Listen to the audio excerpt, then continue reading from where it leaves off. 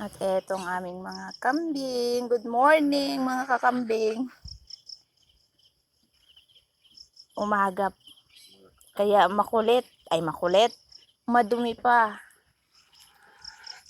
Andito si Daddy Kaloy. Actually siya si Daddy Borge. Hello pretty. Hi Tres. Buntis ka na? Okay, let's get in. Nakalat pa, hindi pa nakakapaglinis ang Mommy Borge. Si Tisay, ang dumi kasi kumain siya ng dahon ng langka. Hello, alas. Bumisnis. Bumisnis. Oh no. Yung isa nandun sa ilalim. Ayun oh.